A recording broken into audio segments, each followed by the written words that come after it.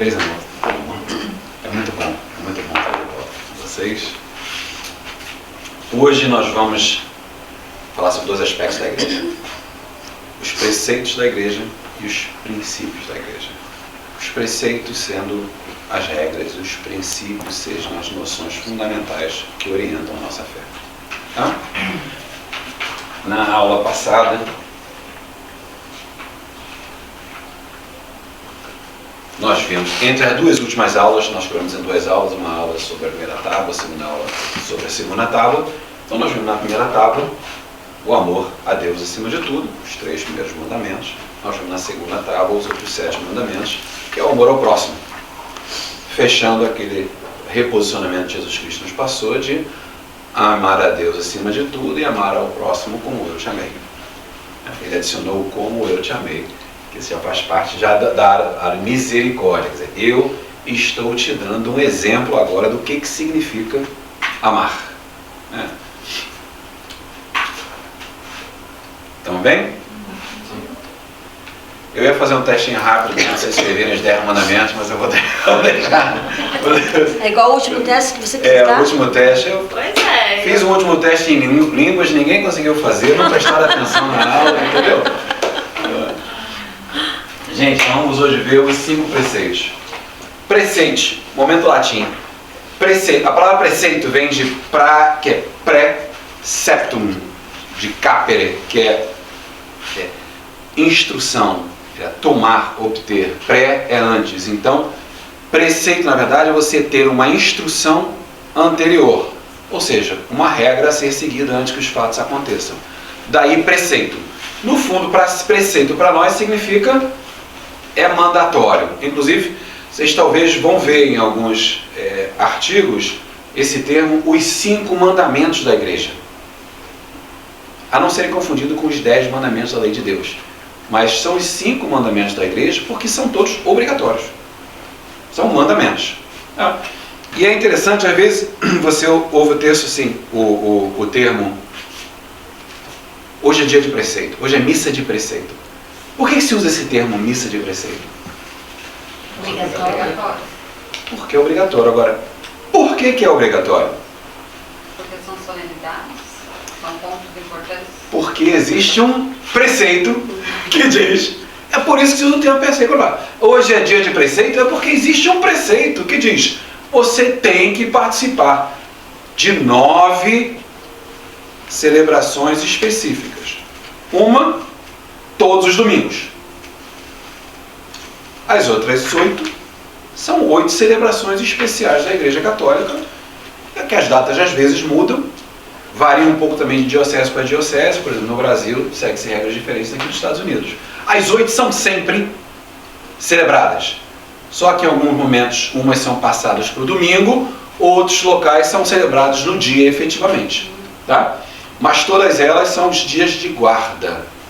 Então, como é o Natal, é a Assunção de Maria, a Ascensão de Jesus, Corpus Christi, tem uma lista. Inclusive, nós vamos passar a lista para vocês hoje. Tá? Então, esses dias são dias em que a igreja...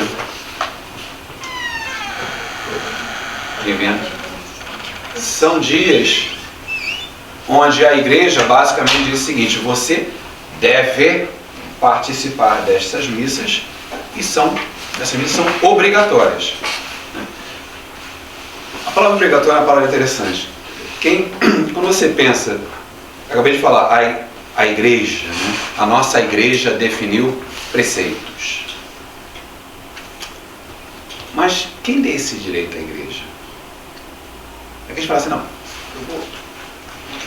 Em que momento que esse direito foi dado à igreja de dizer para nós, réis mortais, né, o que deve ou não ser feito? É interessante porque às vezes a gente aceita as coisas sem pensar nos momentos que as próprias escrituras nos passam. Né? Quer dizer, Jesus veio e criou a igreja. Pedro, pedra sobre tu erguereis a minha igreja. Né? Deu a ela uma missão. Vá, evangelize. Né? Tudo foi me dado no céu e na terra. Aos que te obedecerem, me obedecerão. Aos que não te obedeceram, não me obedecerão. E deu a eles a autoridade. A quem te seguir, estará me seguindo, a quem não te obedecer, não estará me obedecendo. Entre Mateus e Lucas você vai encontrar todos esses textos no meio da Escritura. Entendeu? Então, quer dizer, se você simplesmente seguindo a Escritura, está lá muito claramente dizendo o seguinte: a igreja foi criada e não obedecer à igreja é igual a não obedecer a Deus. A igreja é o corpo místico de Deus. Então, por isso que nós seguimos a igreja. É o que a gente fala, ser católico. É obedecer totalmente, catolicamente, universalmente, tudo o que define a Santa Igreja. E acho que nós já conversamos sobre heresia. A heresia é o momento que você, heresia do grego significa escolha. Momento que você começa a escolher o que você acredita, o que você não acredita, o que você acha que deve fazer, o que você acha que é excesso, você está cometendo heresia. Então, o primeiro preceito é participar da missa aos domingos e aos dias de guarda. Importante por quê? Porque a missa é a nossa participação no sacrifício de Jesus Cristo, revivido todo domingo. É a nossa união à nossa comunidade. É poder viver a Eucaristia. Nós já falamos, quando conversar sobre o sacramento da Eucaristia, a importância de você receber o corpo de Cristo e aquilo que fortalece a nossa alma, fortalece a nossa fé. Fortaleza é uma das virtudes cardeais, que nós inclusive vamos falar um pouco hoje sobre elas. Tá? A segunda é confessar-se. Você vê que o legal, a ideia da montagem do curso é uma evolução. Quer dizer, não começar a falar sobre coisas que nós já falamos, só que nós vamos vê-las de várias óticas diferentes. Mas todas elas se completam. Então agora nós falamos sobre os preceitos. Os preceitos de se confessar faz sentido porque é um dos sacramentos. É o sacramento da reconciliação. Entendeu? É um dos instrumentos que nos foi dado por Cristo para a nossa salvação. Então, confessar-se por quê? Se confessar por quê? Pecar é se afastar de Deus. Confessar é se reconciliar com Deus. É você voltar a estar em estado de graça. Mas tem um outro aspecto super interessante na confissão, é que a confissão, na verdade, é um elemento de prevenção para pecados futuros. Quanto mais você confessa, mais você está alerta a pecados, menos você peca. Você já ouviu falar no termo metanoia?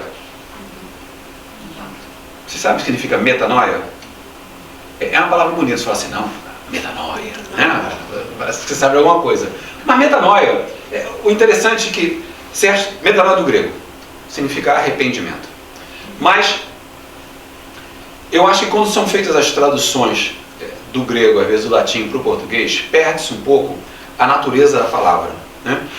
Porque quando você fala se arrepender, parece uma atitude simples do tipo, eu não gostei do que eu fiz, eu realmente me arrependo.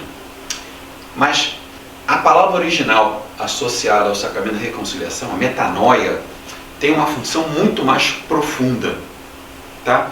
Se você quebrar a palavra, vocês conhecem o termo noia? Essa pessoa está noiado, né? Tipo, né, tá meio maluco, está fora da realidade. Na verdade, isso vem de paranoia, né? O cara está paranoico, porque o prefixo para é fora de, ao lado de. Noia é sentimento, é pensamento. Então o cara está fora de pensamento, fora de si, fora de realidade. É um cara que não está em contato, está paranoico. O cara tá, né? Então, metanoia, tem alguns significados diferentes, né? Meta pode ser, por exemplo, além. Quando você pensa metafísica, é uma coisa que é além da física. Né? Mas meta também pode ser mudança, transformação. Por exemplo, quando você pensa na palavra metamorfose, né? Meta, mudança, morfe, estrutura, forma, usis sufixo de ação no grego. Então, ação de mudar de forma, a transformação, né? Então, quando você pensa metanoia, meta, mudança, noia, pensamento, é mudar a tua forma de pensar. Então, a metanoia é o efeito de transformação pessoal profunda. É o momento em que o arrependimento não é simplesmente você não ter gostado de ter feito algo.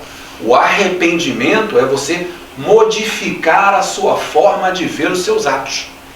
Então o conceito da metanoia é muito mais profundo, que se perde quando a gente fala arrependimento. Então, eu quero que vocês, quando vocês pensam na confissão, no sacramento da confissão, lembre de metanoia, porque essa transformação que o arrependimento causa em você, que faz com que você opte pelo bem e fuja do mal. Tá? Você evita o mal, escolhe o bem. E quanto mais você se confessa, quanto mais você exercita o arrependimento, mais essa transformação muda você de dentro para fora. Menos você peca. Por quê? Porque lembra que nós conversamos sobre quais são as 3 características do pecado? Vamos ver se vocês lembram. Intenção. Vamos lá, tá quase, mas tá no caminho. Vamos lá, tá no caminho, vamos lá. 3. Olha, advertência, consentimento e ação. Então, o que a confissão e a metanoia faz? Com que a tua advertência fique muito mais ativa. Você, se aquela luzinha que diz, eu acho que isso está errado. Essa é, né, o clique da advertência. Quanto mais você exercita essa mudança, mais forte a advertência. Quanto maior for a advertência, menor é o seu consentimento. Você pode até sentir, mas você não consente. Você não dá continuidade àquele pensamento que te poria em pecado mortal ou venial. Entendeu? Então, essa metanoia é fundamental quando você pensa em confessar-se. A confissão, o que a igreja pede é que você se confesse uma vez por ano. No mínimo. Mínimo. Isso é o mínimo que demonstra o compromisso com a fé. A ideia é que você se confesse o mais frequente possível. Exatamente porque eu acabei de falar. Quanto mais você se confessa, menos você peca. É uma ação e reação. Tá? A igreja pede que se você fosse, por acaso, se confessar uma vez só por ano, que o faça durante a quaresma. Você vê que a igreja pede que muito do que é feito poucas vezes no ano seja feito durante a quaresma e a Páscoa, pela importância que tem a Páscoa, né? E a quaresma na nossa vida espiritual e religiosa, na história da igreja. Então, essa questão de confessar-se é o segundo preceito. O terceiro preceito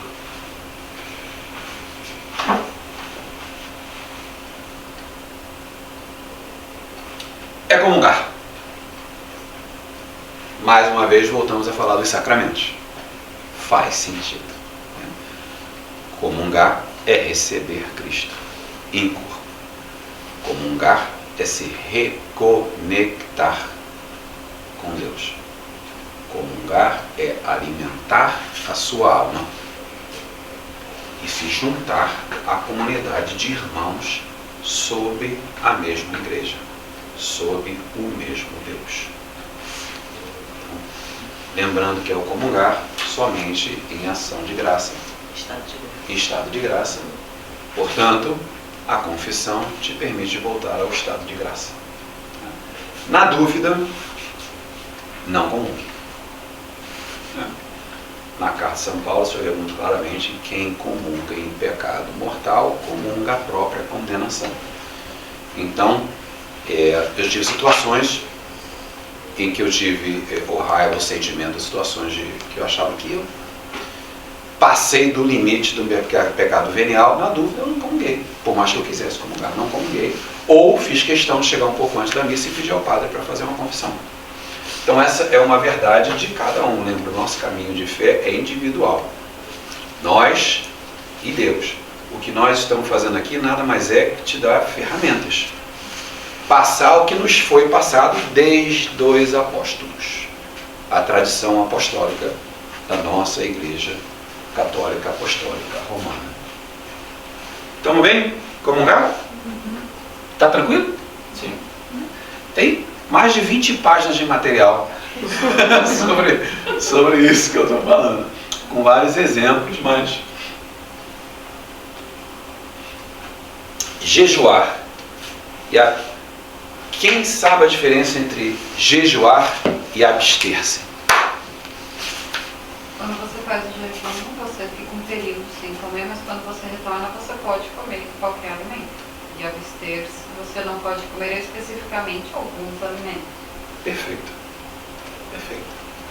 Exatamente isso. A prática de jejuar é uma penitência. Então é um ato de se juntar à paixão de Cristo, mas também é um ato de controle, de disciplina espiritual. Você vê, antes de começar o ministério público, Jesus foi jejuar por 40 dias. Vamos ver a importância no jejum, na formação, na disciplina espiritual. Então, é um ato de você se precaver de certos alimentos, se juntar ao sacrifício, e ajuda em várias outras formas. Por exemplo, é muito difícil de você, no momento em que você está jejuando por algum tempo, não pensar nas pessoas que não têm opção de jejuar ou não. É quase imediato, quando você sente fome mesmo, você fala, meu Deus, eu sinto fome, mas na hora que eu quiser comer, eu tenho comida. Mas e meus irmãos que não têm? Então você vê que o jejuar também traz a questão da solidariedade, da justiça social, do amor ao próximo. Né? É um exercício corporal. Só falando, quanto ao jejum, o jejum a gente fala mais em sentido como ele falou, da solidariedade. Existe o ato também da penitência, né? Que são as obras também, né? Então são coisas assim que a gente tem que praticar como caminhante na vida. Né? E o jejum, naturalmente a igreja dá referências. Né? Então, o que ela considera o jejum? O jejum é uma refeição por dia. Vai ficar sem comer. Pequena. Você vai ter uma refeição completa por dia, ou, no caso da pequena, 2 pequenas que não devem, somando, dar mais do que uma refeição completa. Então, se você optar por 2 refeições, sejam 2 refeições realmente pequenas, ou uma completa. Tá? Então, no jejum, a igreja pede que você faça nas quartas-feiras de cinza, na sexta-feira santa e nas sextas-feiras da quaresma. Quem deve fazer jejum? Todos entre 18 e 59 anos. A partir de 60 anos você está liberado. Pode continuar optando por jejuar. É uma prática de fé. Mas, dado que a partir de 60 anos, hoje em dia nem tanto, mas antigamente a pessoa de 60 anos era uma pessoa que já tinha bem menos capacidade física. E o jejum poderia realmente prejudicar aquelas pessoas. Né? Nos anos 1000, 1200, 1300, 1400, é uma outra realidade. Hoje em dia a pessoa de 60 anos está, ou acima de 60 anos está em pé, chora. Dando aula. Então, e abster-se? Abster-se, como muito bem, elegantemente explicado, é você não comer algo, você se abster de um determinado produto. A igreja, especificamente, a nossa tradição pede que isso seja a carne. A igreja pede que você tenha também a abstinência de carne na quarta-feira de cinzas, nas Semanas Santas, todas as sextas-feiras da quaresma. A abstinência em si é a partir dos 14 anos. Entendeu? Então, qualquer criança a partir dos 14 anos. Só que a igreja também propõe toda sexta-feira do ano fazer abstinência de carne. Não é obrigatório, mas é uma proposta feita pela igreja, né? E carne, a gente fala, carne é carne vermelha. Sangue quente. Sangue quente, exatamente. Sangue Peixe. A comida tem que ser leve, né? O peixe é leve. Eu falo para vocês porque eu comecei a praticar, né? Foi uma proposta, eu comecei a praticar. É uma coisa boa porque você se doutrina.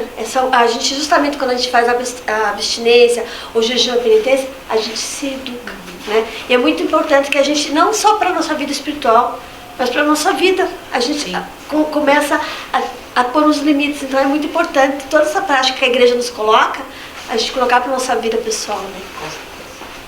Eu faço jejum de carne, abstinência de carne toda sexta-feira, já faz mais de um ano. E eu conversei semana passada com o padre Dérico sobre isso, porque assim, tem dias que é muito difícil. Tem sexta-feira, eu faço toda sexta-feira. E a gente tem as meninas até explicar tudo, né? Então assim, aí a gente perguntou pra ele como que os Estados Unidos estão tratando isso, né? Não só a diocese, mas como que é aquele negócio dos bispos. A União dos Bispos dos Estados Unidos. E ele falou que vai ser lançado agora, vão notificar que tem outras coisas que podem ser substituídas. Sim. Por exemplo, você já reza o terço todo dia? Então reze mais um. Você pode fazer outra, não precisa ser necessário de carne. Você pode assistir uma missa, porque você não é obrigado a assistir missa todos os dias. É recomendável que você tenha a missa diária, mas você pode ir assistir uma missa, você fazer alguma ação. Você pode fazer uma troca, sim. Você pode trocar, mas tem que ser não toda sexta-feira. É uma coisa que é o que ele me passou, né? Não toda sexta-feira. É algo assim, eu sei que hoje eu não vou conseguir por causa disso. Aí você vai lá, se prepara e faz algo assim. E veja também, Freixo, como a gente fala no sentido bem rapidinho. Tem pessoas, eu não, a carne pra mim não, às vezes eu fico a semana inteira sem comer. Pra mim a carne não vai, nada. Eu não tenho essa coisa assim, eu nunca fui de carne, então pra mim tudo bem. Pra mim, o pessoal faz churrasco na sexta-feira, você entendeu? Eu faço exatamente isso. Então tem sexta-feiras, eu me dedico à Santa Missa, à oração, à adoração, coisas assim, entende? Então pra mim, às vezes, tipo assim, eu me doutrino com outras coisas, caridade. Sim. Então a gente tem que ter essas obras, né? Então o que eu falo, às vezes a pessoa não tem a facilidade de deixar a carne, então ela tem que buscar uma coisa que para ela incomode. Você entendeu? Então o que a gente fala assim, é uma coisa que às vezes você... É um sacrifício, é uma coisa que te incomoda. Eu gosto de estar na internet o dia inteiro. Aquele dia, meu filho fala, toda sexta-feira ele deixa o telefone fora. Pra ele fica assim, sabe? Ele fica assim com a mão e tal, daí a gente vai na missa, a gente tenta buscar coisas pra... Entende? Porque é um sacrifício. Hoje em dia, eu sei que pra um jovem... Ficar o dia inteiro. Jovem, todos, né? Então, é isso que a gente fala, são coisas que nos incomodam. A igreja pede a abstenção nessa época de quaresma, justamente isso, né? Como tu falou, para que a gente tenha uma igualdade, a gente tenha seja igual a outras pessoas que não têm o mesmo recurso que a gente tem. Sabe? Então é muito importante o que tu falou é verdade, a gente tem que ter essa prática, esse conhecimento, sabe? E é muito bom, né? Pra mim a carne é uma coisa que pega. Não, é isso que eu digo, é um sacrifício. Pra mim já faz quase 2 anos que a gente faz isso, já não faz 2 anos. E a carne é uma coisa que pega, porque eu amo carne. Eu fico sem comer qualquer outra coisa, mas eu não fico sem carne.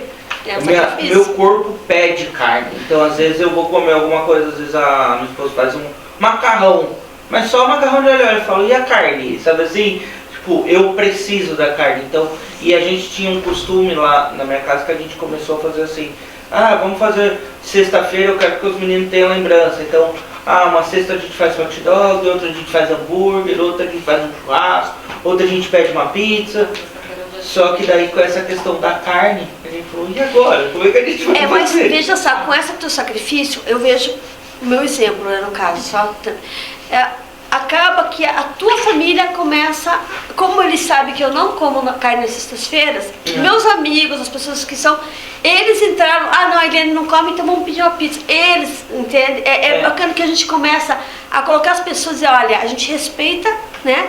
Mas eu não me importo se eles fazem churrasco, mas que eu digo assim, existe isso. Vai chegar uma hora que a tua família vai estar caminhando junto na penitência. Hoje eu sinto menos, mas eu sinto a necessidade da carne. Então hoje pra mim, sexta-feira, é bem mais tranquilo ficar sem carne.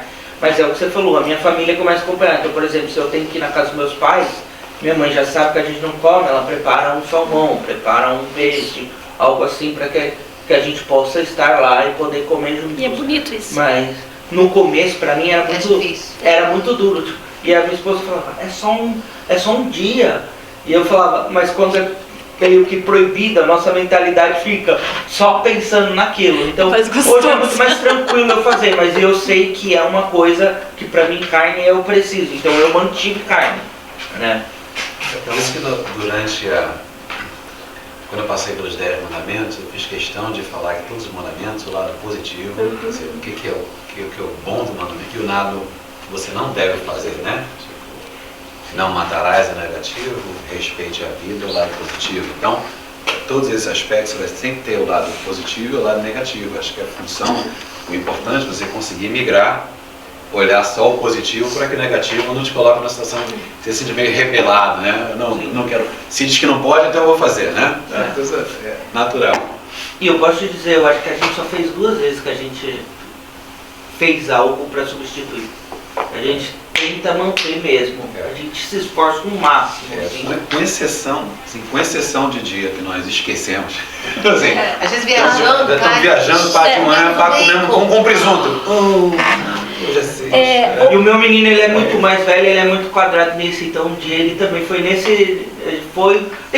hoje é sexta. A gente, calma, você ainda não tem idade, você segue porque eles querem seguir, eles querem acompanhar, depois eles entendem o motivo. Faz outro tipo de benefício. Faz outro tipo de benefício. Nesse momento você faz outra benefício. Então vamos rezar um terço, sabe? Então, só mais uma colocação, veja, teve um ano que o Natal caiu na sexta-feira. Aí pode, né?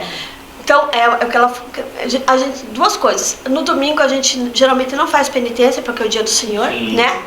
E tem certos dias, igual cai na sexta-feira. Dias festivos se pode comer, sabe? Mas eu, tipo assim, como eu falei assim, não, o senhor entende? Eu falei assim, gente, qualquer coisa, porque pra mim não faz a diferença. Então, que eu falo, mas coloquem que dia do Senhor, domingo e dias, no caso, festivos, solenidades, é aberto, né? No caso de Natal que eu tive, né? Eu acho que, mais uma vez, é uma opção pessoal. Eu já passei dos 60 e continuo fazendo abstinência da sexta-feira. Você acrescentou uma mais. Ainda acrescentei uma mais. Ele acrescentou o doce, não comeu Sexta-feira eu não como doce. Então, por quê? Porque a gente não comia carne, mas a gente comia sushi. Porque a gente ama. A gente ama. Então, na verdade, eu estava abrindo mão do quê? Eu acrescentei também, o giló. O brócolis, né? Acrescentou o brócolis. O brócolis.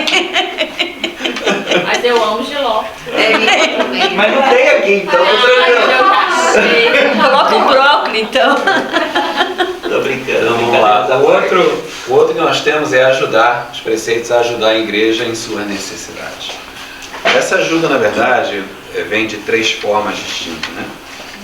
Primeiro, ajuda financeira. Antes do Novo Testamento, era o dízimo, no Antigo Testamento, dízimo 10% se levava aos templos. Pós Novo Testamento não existe isso. Existe um pedido de participação, porque se não houver dinheiro, não existe igreja, não existe padre, não existe sacerdote, não existe nada.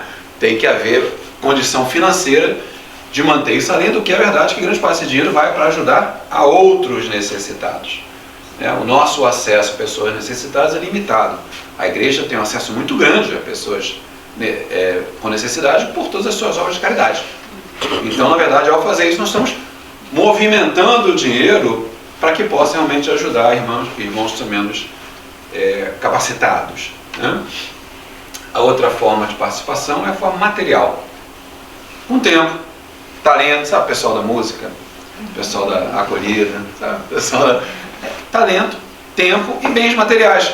Muitas vezes quando tem alimentos, né? Quando pedem, não, vamos fazer aqui uma cesta de alimentos para as pessoas mais pobres, às vezes tem isso que eles pedem, não traz uma oferta não, traz um alimento, traz algum enlatado, traz algum pó, traz algum cereal, alguma coisa que possa ser distribuída. Então, participar também em locais que oferecem sopa ou alimento, ajudar com a parte material, isso também faz parte da forma de ajudar a igreja em sua necessidade. E a terceira forma é espiritual. Orar pela igreja, orar pelos padres, pelos diáconos, pelos todos os religiosos, né? Orar pelos nossos irmãos. Quer dizer, a participação da igreja sobre esse aspecto espiritual também. Tranquilo?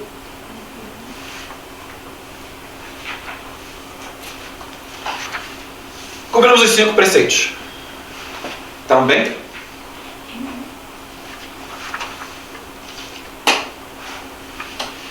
Vamos falar agora sobre os princípios morais da vida cristã. O tema já fala, são os princípios morais. É a base da moral cristã. A primeira, amar Deus e ao próximo. Fácil.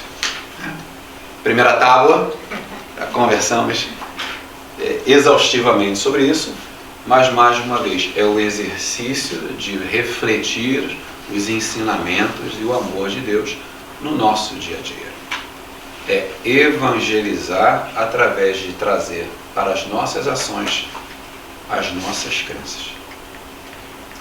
Querendo ou não, ao servir de exemplo e ter a abstinência e aos amigos e à família acompanhar, não deixa de ser uma forma de evangelização, que as pessoas prestam atenção.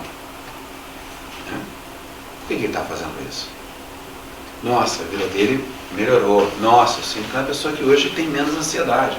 Nossa, eu vejo as coisas acontecerem. Nossa, eu vejo que ele é dentro de uma comunidade que dá a ele suporte, dá a ela suporte. Nossa, será que eu também não quero isso para mim? Então, é o exemplo. A nossa capacidade de amar ao próximo através do exemplo. Através do exemplo. Jesus como modelo de atitude. Exemplo. Os santos como modelo de dedicação, caridade. Um exemplo. E amor a Deus.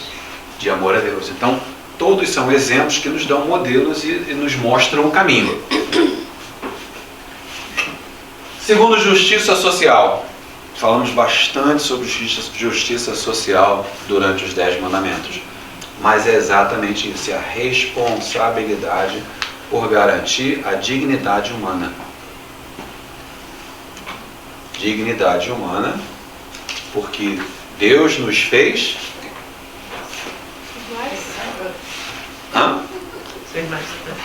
Mais semelhança. Sua imagem e semelhança.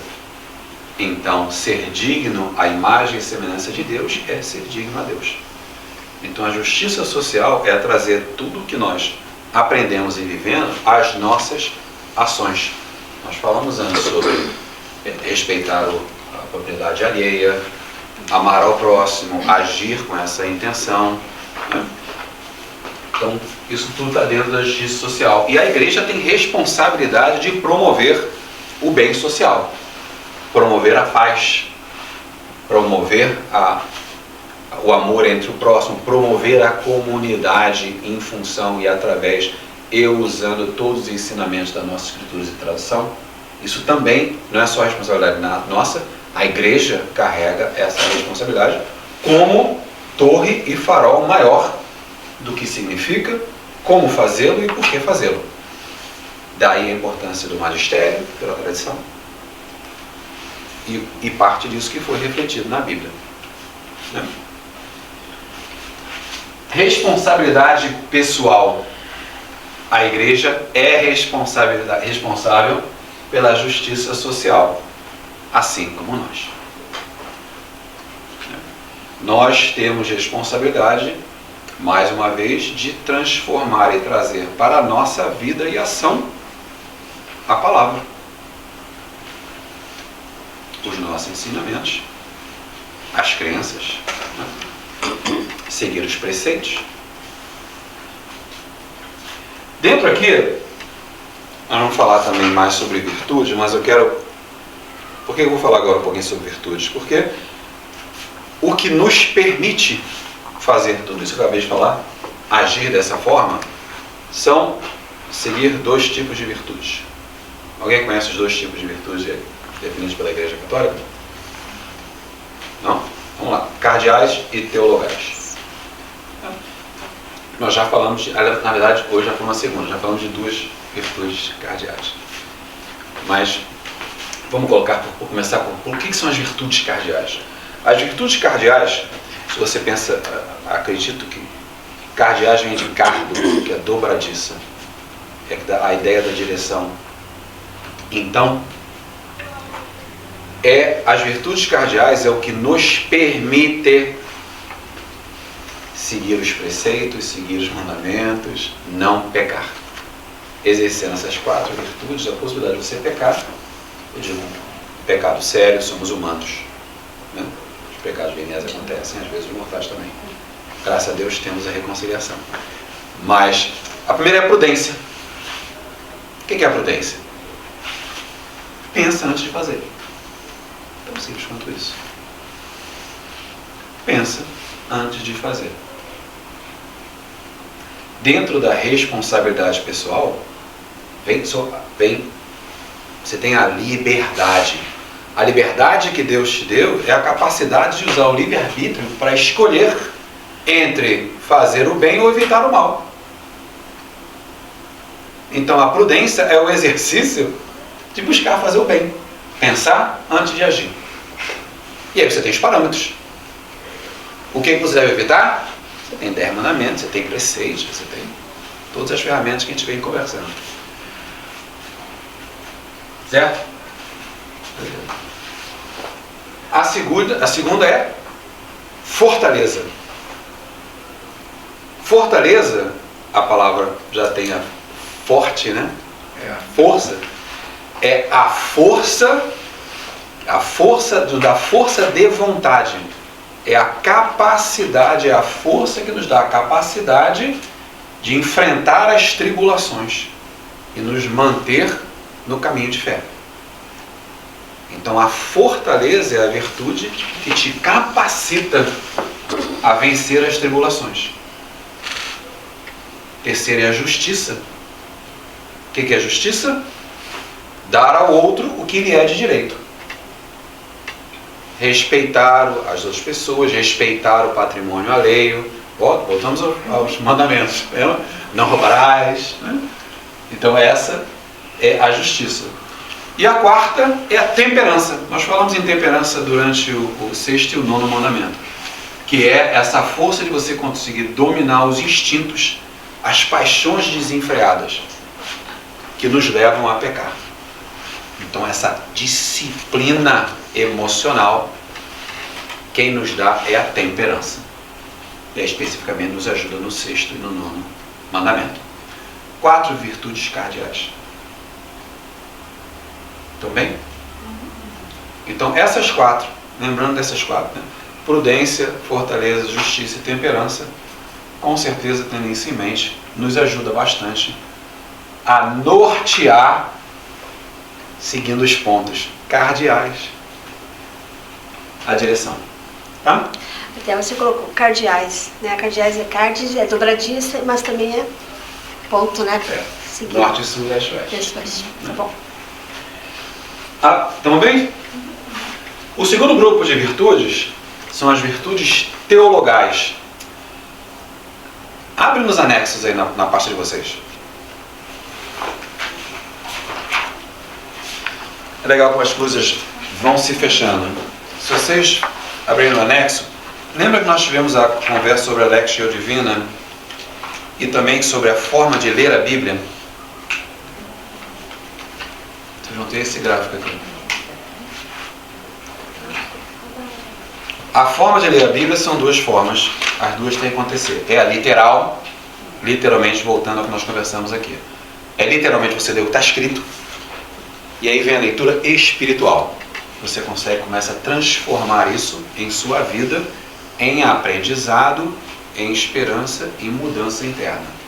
Essa virtude espiritual, vocês vão ver aqui, tem 3 aspectos. Nós falamos sobre o alegórico, sobre o moral e analógico. Então me diz aí quais são as 3 palavras-chave desses 3.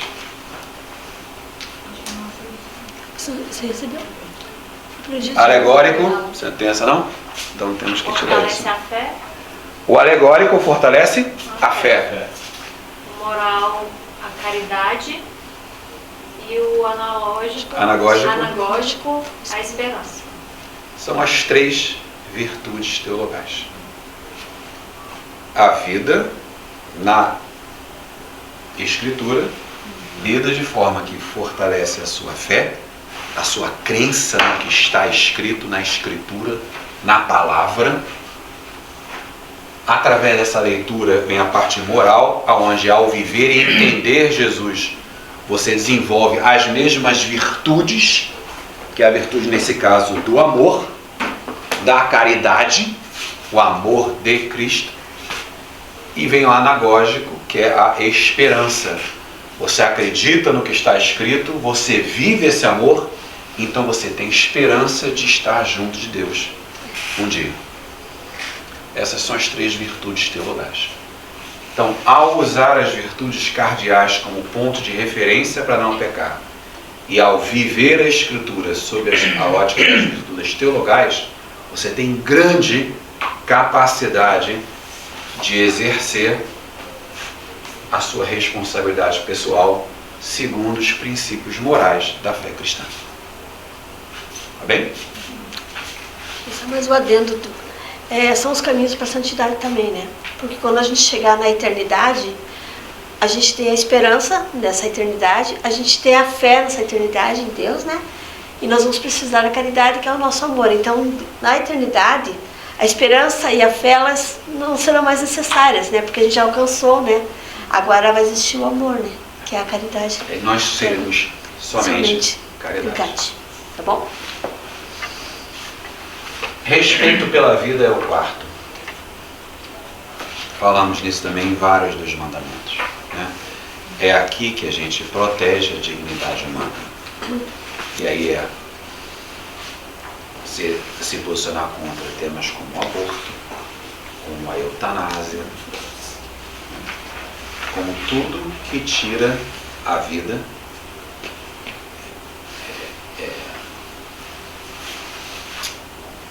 inseminação in vitro. Eu reparei agora, mas eu acho que parou de filmar.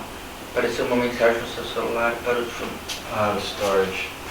Só para te avisar, sei que você está filmando.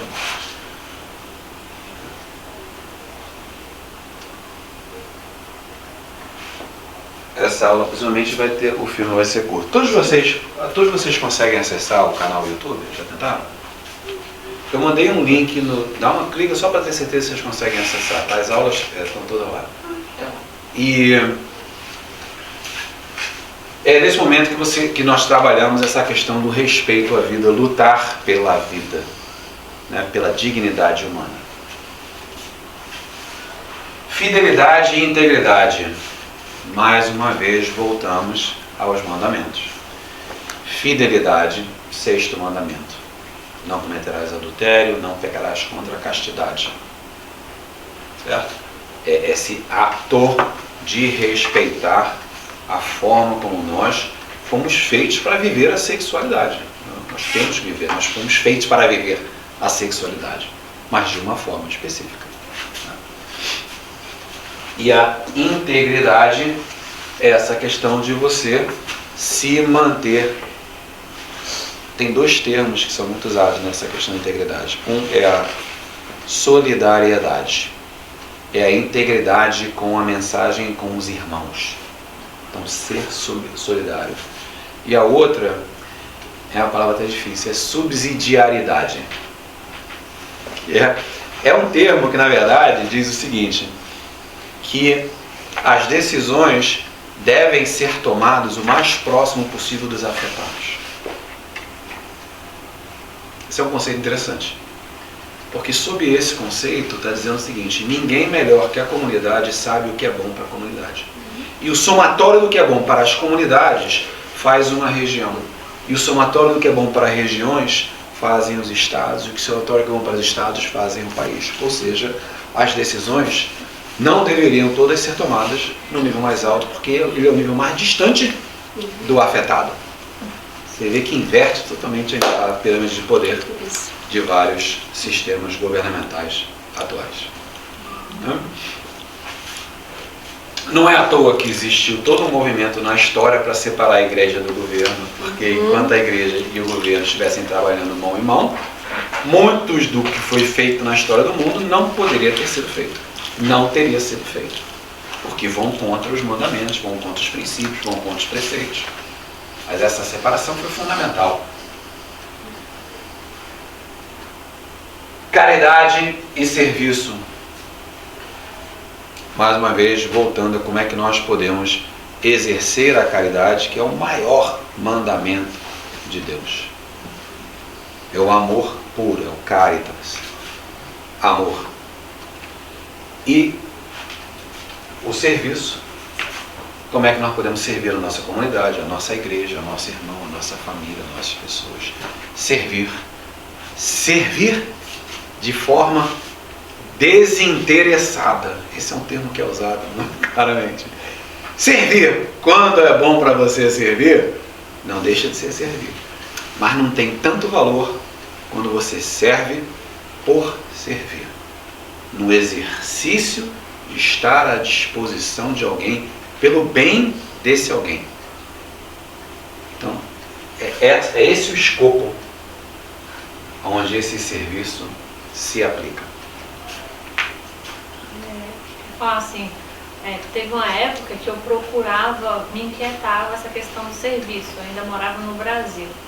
E eu escutando a homilia do padre da minha paróquia, ele me falou uma coisa que me fez pensar muito e se encaixa bem nesse fato.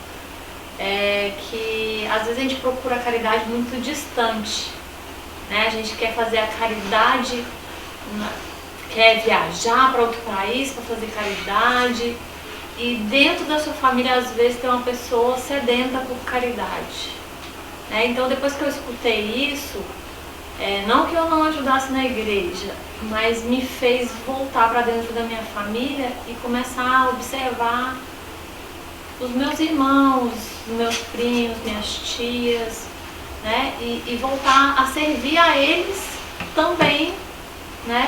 Em vez de procurar só e somente fazer um serviço que eu não achava, sabe? Que não era fácil para mim poder servir.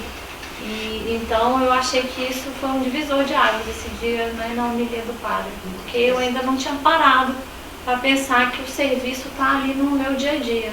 É que na verdade a nossa igreja doméstica, né, a nossa família, como a gente fala, o padre ele tem a missão de servir a comunidade, né? A nossa primeira missão é servir a nossa família. Então, como você fala, às vezes a gente olha o externo, mas a gente não olha o interno, né? Então a gente tem que ter muito cuidado também de cuidar dessa nossa família, né? E hoje a gente fala, o amor, a caridade, ela começa. Você começa a frutificar dentro da tua família.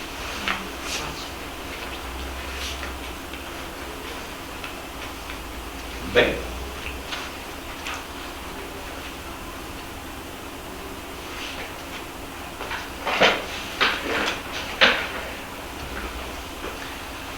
Falando rapidamente sobre isso, a aplicação, você acabou de dar o exemplo da questão dos princípios morais na vida familiar, a importância da aplicação na vida familiar, é a igreja doméstica, é onde tudo começa, é o núcleo, é a célula básica da nossa sociedade, é de onde tudo acontece.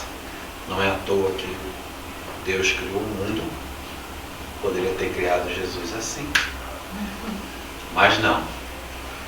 Teve que vir através de Maria, teve que viver numa família, que a primeira mensagem foi a importância da família, a sagrada família, que de certa forma todas as famílias são sagradas também. É a nossa igreja, né? Nossa igreja doméstica. A nossa igreja como parte da comunidade forma a nossa igreja. E no ambiente de trabalho, às vezes a gente esquece que no momento em que um colega de trabalho é um pouco mais ríspido, a gente tende a reagir ao invés de agir. A gente tenta retornar ao invés de tornar aquilo em algo que ajude nosso irmão, nosso amigo, nosso trabalho, nosso colega de trabalho. Então, viver também essas verdades no ambiente de trabalho é viver a fé, é professar a fé. Você não tem que dizer, estou fazendo isso porque eu sou católico. Não. Você tem que agir segundo a sua fé, segundo as suas crenças. Entendeu? Então, como já falamos, é aquela pessoa que vai à missa, chega no carro e está brigando, xingando a esposa na frente dos filhos, ou a esposa brigando com o marido, Quer dizer, é só botar o pé fora da igreja que vira do mundo. Não. É importante que a gente traga o mundo para dentro da igreja. E é por isso que é importante que o nosso mundo seja uma igreja.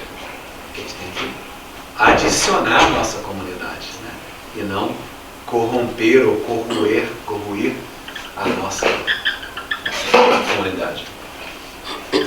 E o engajamento cívico, nós conversamos a coisas tipo sopão, né? Área de distribuição de alimento, no momento que há um desastre, você se voluntariar, trabalhos voluntários dentro e fora da igreja. É óbvio que servir à igreja é importante que a nossa comunidade, mas é importante você servir. A nossa participação, nossa visão de vida e espiritualidade cristã é com o mundo católico, total, universal. Não é limitado a um tipo de irmão ou de irmã. É a nossa missão, né, Edu? Na verdade, a gente, quando o Padre nos envia, ele nos envia só para nossa comunidade, ele nos envia para o mundo, né? Então a gente tem que estar atento no mundo. E, na verdade, parte do que nós conversamos, que a gente vem sempre conversando naturalmente, é que cada um de nós tem a missão de evangelizar. Quando eu digo isso, não é ficar dizendo para os outros que eles devem ou não devem fazer, né? Você às vezes até afasta as pessoas ao tentar dar lição de moral, ou, né, agir como se nós tivéssemos toda a razão e o controle da verdade. Se for para ser assim, e na igreja ser assim, eu prefiro ficar em casa. Eu prefiro ficar em casa. Se for para ter essa prepotência, né, essa arrogância, né, mas é através de... Eu sempre peço às vezes, quando eu estou conversando com alguém que não não faz parte da igreja católica, eu peço muito ao Espírito Santo para me ajudar a achar as palavras certas, ou para me ajudar a ficar calado. Vamos lá. Vivendo uma fé autêntica e comprometida. Então, como é que você pode viver, fechando agora, tanto o preceito quanto os princípios, né? Como é que você pode viver essa fé autêntica? Oração e reflexão.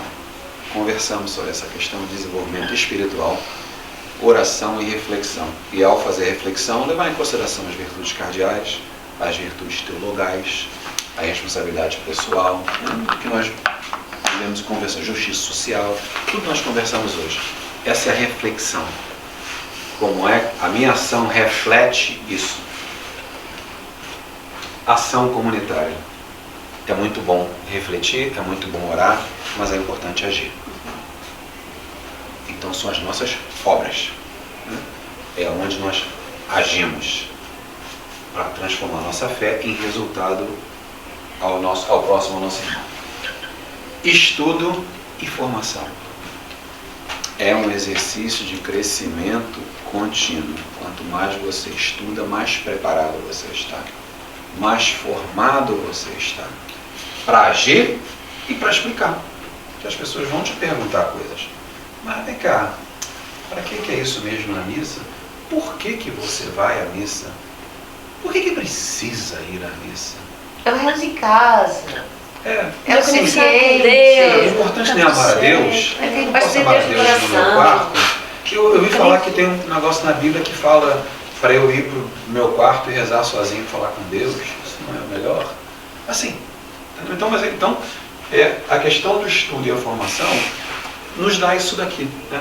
Essa troca de pontos de vista, de informação, para nos preparar melhor, para que nós sejamos melhores, um dia após outro.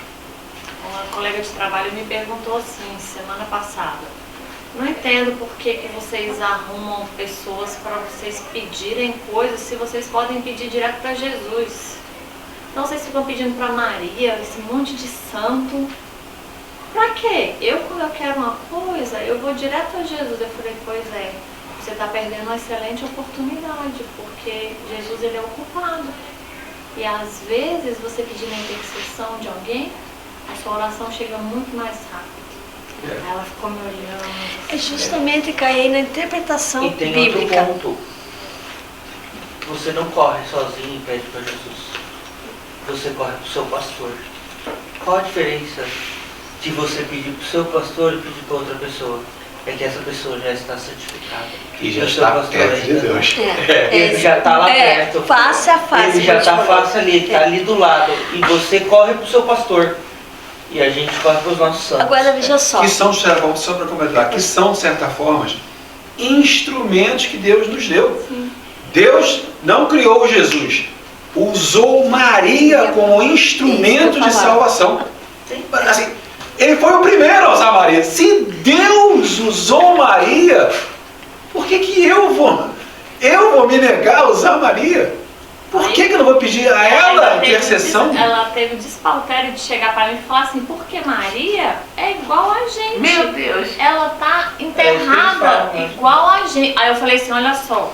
Falei bem assim, aí eu alterei a voz. Eu falei assim, antes de você conversar comigo, você vai procurar saber o que você tá falando. Não fala isso não. Dá vontade de falar lá, um pouco de falar de Maria, mas... Até o próprio Lutero falava de do Maria. céu, para com Até isso. quem? Não fala que você Até o tá próprio sabendo. Lutero falou muito bem de Aí você Maria. fala assim, é verdade, a mulher é igual às outras. Por exemplo, você deu a luz ao Filho de Deus, não deu? Não. Você tem uma amiga que deu? Não. Você já ouviu falar em outra pessoa? Não. Calma aí. Deus escolheu uma mulher, em milhares de anos, para dar a essa mulher a missão de proteger a ele na forma humana. Não me parece uma mulher qualquer. Olha assim, Entendeu? ela deu de mamar, ela teve parto, Educou. ela educou, ela deu comida, ela passou fome por ele. Ela E fez. veja bem, olha o que Maria Quase fazia. morreu antes de. Quando Foi ele era perseguida, pequeno. protegeu. E vou te ensinar como é que era a vida de Maria. Maria se ajoelhava, rezava para Deus e quando abria os olhos, via Jesus. Ela via o Deus para quem ela estava rezando na frente dela. E assim, viveu não com essa só verdade. Maria, mas até São José. Mesmo Com com certeza. Ele teve o papel principal de proteger Maria Maria. e Jesus. Enquanto ele estava vivo. Então, assim, a hora que as pessoas assim, falam assim, e uma coisa que meu, encerra ela tá tudo. louca. Olha, é por isso que eu digo que é uma questão bíblica. Na hora que Jesus estava na cruz, que ele estava, né, ali, o que ele falou para João? João representa cada um de nós. Mulher, Mulher, ele nos deu Maria. E outra, qual mãe, se nós que somos mãezinhas humanas, conseguimos dar o melhor, quando um filho pede uma coisa, a gente tenta fazer o melhor para o nosso filho. Então imagine quando a gente pede para Maria, o que ela não vai fazer perto de Deus. Ela vai pegar é o que a gente fala, a bandeja mais bonita. A minha oração é aquela oração pequena, que não tem valor, não tem um brilho. Ela vai pôr na melhor bandeja, ela vai fazer o melhor para que aquela oração chegue ofertada a Deus, ofertada a Jesus, filho dela, né? Eu gosto de uma história que eu já vi uma história contada rápida, mas acho que retrata bem. É da mulher que entra vira no elevador. pro médico e fala, Eu já vi essa história. né, por que eu tenho que falar com Maria? Por exemplo, eu estou aqui, se eu para procurar um médico, eu não vou conversar com a secretária, nem com a mãe do médico. Eles não fizeram a faculdade, eu quero conversar com o médico. Médico. Aí o médico fala, é uma verdade, minha mãe não fez faculdade, mas eu te digo uma coisa, se você tiver urgência, precisar ser operada, e você vier falar comigo e eu não tiver tempo, eu não vou te atender. Mas se a minha mãe vier para mim e disser, eu quero que você faça, eu te atendo e ainda faço de graça. De graça. Então veja, gente. E assim, Maria por Maria veio o primeiro milagre. Sim? como? Por Maria veio o primeiro milagre. O primeiro Pentecostes, você para pensar, a primeira infusão do Espírito Santo foi Maria. E a segunda foi Isabel. É isso que O Espírito Santo tocou no ventre de Isabel, que ele pulou na presença de Maria. E Isabel exaltou a mãe de Deus, sem saber de nada. Foi o Espírito Santo. Como é que ela sabia? Até que ela estava grávida. Lembra? Foi início de gravidez. Nem sabia. Nem sabia, semanas. Entendeu? Então, o segundo Pentecoste foi Isabel. Curiosidades da... Por isso que eu digo, a gente tem que saber, o Du falou uma coisa bem interessante, do só colocando a formação, gente, o estudo. Não terminem aqui dentro de uma sala de aula, busquem a formação. Até eu vou fazer uma propaganda, nós vamos começar nossas aulas online, né? Que a gente tem informação sobre a igreja, né? Temos cursos bíblicos, nós temos formações com padres, vamos buscar entender a nossa igreja. Porque quanto mais a gente entende, mais a gente ama, mais a gente defende essa fé que a gente, esse Deus que a gente ama, né? Porque eu falo defender a fé, é defender esse Deus. Porque, infelizmente, a gente, com toda essa ruptura, só colocando, existiu esse caminhar para o mundo, sabe? Então, existiu essa ruptura, existiu esse caminhar para o mundo. Não que antes não tinha, mas existiu toda essa mudança. Então, a gente tem que buscar. A gente tem que voltar a ensinar aos nossos irmãos. E aquela velha frase, a gente só ama aquilo que a gente conhece. Exatamente. Quanto mais a gente conhece, eu acho que mais você ama a Jesus e a fé da nossa igreja, né? Porque tem que amar a nossa igreja, né? E eu acho interessante a gente ter esse conhecimento, porque, como eu tinha falado, né, da questão da família, de cuidar da família, da caridade. Mas também dentro de casa, com os filhos da gente, a gente consegue catequizá-los, né? Porque eu não sei o de vocês, mas eu já tenho uma filha de 22 e um de 18. Meu filho de 18, vira e mexe, ele vem assim, mãe, por que Jesus? Por que os apóstolos? Aí assim, às vezes eu falo, filho, isso eu não sei, vou procurar. Boa. Né? Porque também a gente não sabe de tudo. E ele vem com cada coisa assim que eu falo. Então quer dizer, ele está procurando. Se ele questiona, é porque ou ele está lendo, ou ele está surgindo na cabeça dele. Por exemplo, Porque que a gente fala, palavras, elas são importantes, mas o exemplo, gente, arrasta. Arrasta. Eu tenho um livro lá em casa da Bênção dos Alimentos, que ele é um padre lá de São Paulo. Eu até no meu início do tratamento do câncer fui assistir uma celebração com ele e foi onde eu adquiri esse livro. Aí ele ensina, ele fala assim, uma pessoa lê um pedaço da Bíblia, outro, e a bênção é a pessoa mais velha da mesa que lê. Então você abre, e não é seguindo não, você abre qualquer página e lê aquela leitura rápida, e a pessoa mais velha é que faz a leitura final da bênção. E a gente tem que só lembrar de uma coisa, a gente não precisa brigar, pra falar, porque Deus não pediu pra gente brigar por ele. Porque tem muita gente que entra em discussão, daí você vem e fala, não, você não precisa brigar, se a pessoa não está te entendendo, você fala, não, vamos mudar de assunto. Pronto, porque Deus ele não pediu pra gente vir, não é nem só brigar por ele. A gente não precisa brigar, de não precisa brigar com o outro, não dá mais. Mas em termos de se você testemunhar uma situação que você tem que defender. Sim, que nem o Eduardo falou, que ele fez no carro, entendeu? Ele não precisa brigar, mas a gente não pode não se posicionar. Você tem que se posicionar, mas você não precisa brigar. A hora que você vê que mudou o calor da conversa, né? Então, gente, 7h54, tentando aqui observar os horários. Aula que vem, dogmas e doutrinas da igreja. Vamos ver que as coisas vão fechando em mais ações, coisas mais práticas, né, e cada vez mais trazendo para o nosso dia a dia. Tá? Pode não parecer, mas hoje nós passamos um volume considerável de conceitos, entendeu? O que acontece é que muitos desses conceitos são conceitos que nós já vínhamos conversando, então uns foram mais novos que outros, mas vocês vão ver que o material escrito é extenso e abrangente em todos os tópicos que a gente conversou, com um pouco mais de exemplos.